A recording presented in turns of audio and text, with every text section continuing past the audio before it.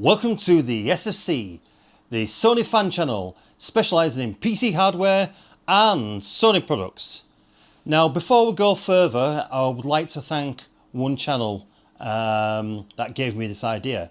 This is the Upside Lens, and he does mobile phone photography, and he specialises in videos reviewing Sony Xperia, etc. And he's a big fan of Sony Xperia, apart from the 1 Mark 6, which is a travesty. Okay, and we'll go on that on another review. Okay, so he gave me this idea, and it's the Powerig magnetic filter. What this does, it allows you to actually have a filter attached to your phone without the actual need to actually have a vice-like grip from the ones that you get from the Amazon. And it offers many advantages of being able to have access to various differing filters. So let's have a look. Right, here's the box. As you can see, the Powerig magnet filter mount. Okay, this is what you get in the box. Okay, we open this, put that to one side. You'll get the Powerig purse, so essentially you can bring it around anywhere. Okay, and in here we unzip this for you. Okay, now this is the good part itself. You get the filter holder itself, you can see here, if we can put it to the camera there. You get an easy to use size guide, and you obviously get some isopropyl wipes to wipe off the actual stray traces of the actual dust and particles and grease, etc. I have no idea why you get that triangle flip, that prizer thing there, but you also get one extra. You get one extra glue strip, and you get the actual mount that goes onto the back of the hard case. Now, speaking of hard case, let's have a look at that, shall we? So we just put all this to one side.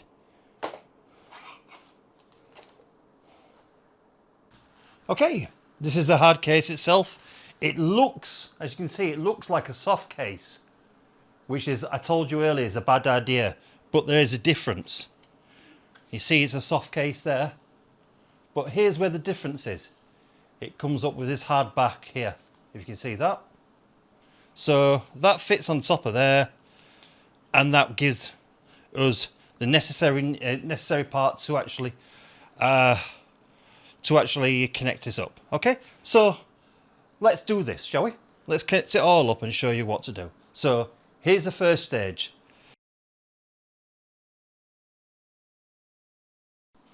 So using the hard case, use the actual isopropyl absorbed wipe down here. Okay, wipe it all down just to get any grease off, because this allows for maximum stickiness on the actual glue. Okay, without this it's just going to come off and you're not going to be satisfied with your product. So just wipe it all down, and my advice, leave it at least 20 minutes for all the isopropyl alcohol to actually go away. Okay, so we'll put this down here. Okay, once done, use the actual dust filters here to actually get off any dust. Okay, and what we'll do is we'll move on to the next stage. Right, as you can see, we've got a size guide there. You can't go wrong. So basically, that's where the filter holder will be. And you can see the hole on the right hand side there. That's where the other side of the magnetic strip will go. Okay, so what you do is you put that in there, obviously taking off this first. Don't use the other side of the magnetic strip straight away. What I would do if I were you is just let it sit there for half an hour to an hour, you know, to bond. Okay, so what we'll do is we'll put this on. Okay, So taking off the magnetic strip, sorry, taking off the protector for the glue. Put this here, and excuse me if you see my head, and where the actual hole is, there. And if you place that there, there you go. It's easy, it's literally easy as that.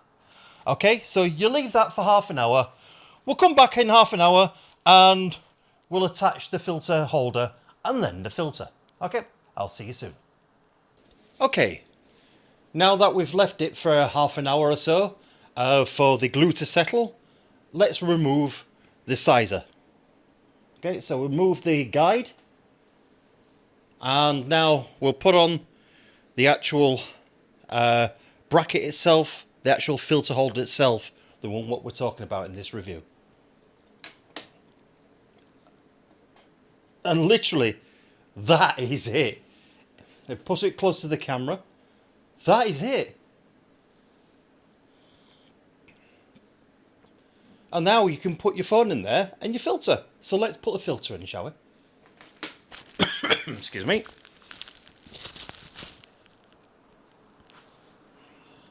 So we've got one here. Put this on.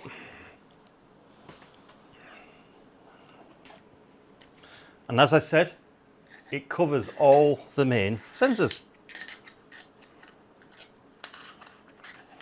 Let me get that on right.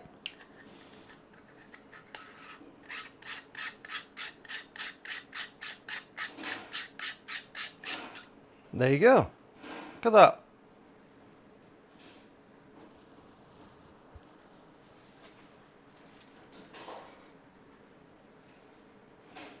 Isn't that fantastic? So it covers all the sensors. So as a result, what we'll do is we'll now do some testing with and without this filter. Okay. One of the golden rules when you're doing videography is it's called the rule of two.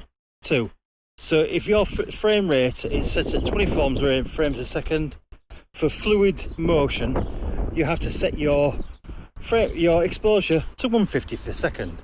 If it's 30 frames a second, it's 1/60th. If it's 60 frames a second, 1/20th, 1/20th, and so on. Okay, that's it to achieve fluid motion, cinema-like motion. Okay, that's the golden rules. But the trouble is, in bright sunshine like this, there's something dangerous, well, not dangerous, something it happens when you try and do that, is the sunshine is too bright for your sensor and it overexposes everything till it's almost completely white.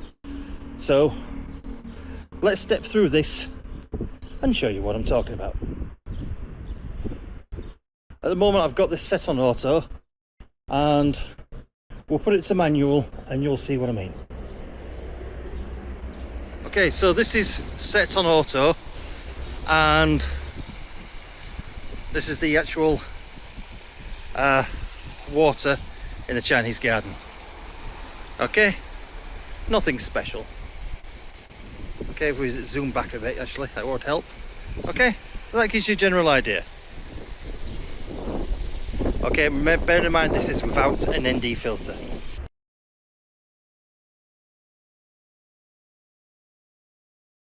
Now, do you remember that 1/60th of a second for 30 frames I was talking about? See how it overexposes everything? Right, this is where an ND filter comes in handy, and you've got to find your ideal strength of filter. So what we'll do is do the same thing, same exposure, but going through different strengths. Now, still at the same exposure settings, 1/60th of a second. I mean, can you see? It's getting better, but it's still not quite there yet. This is an ND8 strength filter. So let's just cut to the chase and go to an ND16.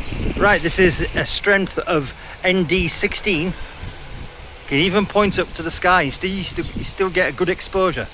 And this is not even set on HDR. That's the beautiful thing about it.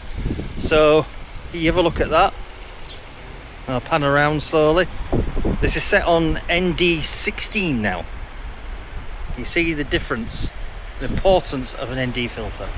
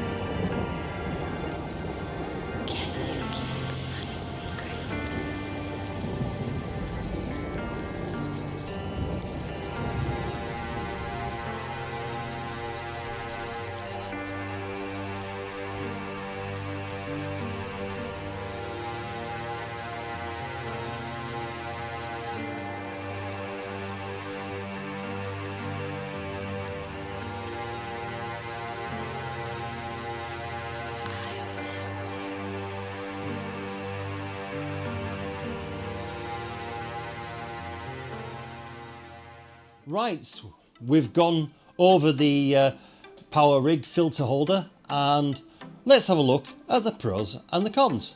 So as usual, we have the cons on my right hand side and the pros on my left. Now obviously in all my reviews I always give the bad news first, so let's do that. So the bad news is it works out quite expensive, and the reason for that is that you pay about €40, £39, that sort of thing, just for the filter holder itself. And what happens is that you have to buy the actual filters that you need separately. So overall it works expensive, Right, the second con is there are no second cons. It's I think this idea is absolutely wonderful. Okay, so let's go on to the pros.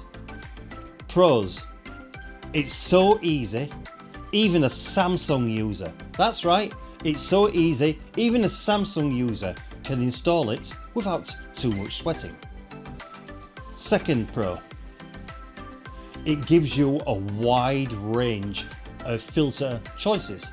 So that means you can have ND filters, you can have polarizing ones, you can have coloured ones, all sorts of professional grade filter qualities that you can either buy from the ether like Amazon, or you can actually get one from a nice expensive one from your local photographers. So you don't have to cope with the quality of the inbuilt ones on the ones that, you know, that grip onto your phone. Fourth pro, quicker shooting. And the reason for that is the grip ones that grip onto your phone, the plastic partially obscures the other sensors, and so you can actually quickly switch between sensors, and because the actual filter is covering them all, and also it stays there. It literally just stays there. It's very hard to move because it's magnetically attached, and therefore when you get the grip ones that you get from Amazon, which, have you noticed, the filter is of low quality, and basically what happens, it only grips it in one space, so the top part moves quite a lot, so you have to check it every time to see if it's moved, and therefore you might miss that shot. Well, with this filter it doesn't move, it's magnetically attached, and you have to put some quite force to remove it, and as a result that you'll never miss that shot. Okay, the fourth pro on this is, you've guessed it, safety. Because what happens is that should you use this the old filters from Amazon, you know, the filter holders that grip your phone in a vice-like grip, it's possible and quite feasible that it could crack or scratch your sensor, your lenses on your phone, or even the glass on the front and back, because it puts it in a vice-like grip. Okay, now I've forgotten about the other con. The other con is you need to buy a hard case with this one, not a soft case, a hard case. I'll show you with, I'll do a down and dirty ghetto sort of like demonstration. Okay, pretend my wallet is a hard case, is a soft case rather. Right, what happens if you stick the magnetic part on there?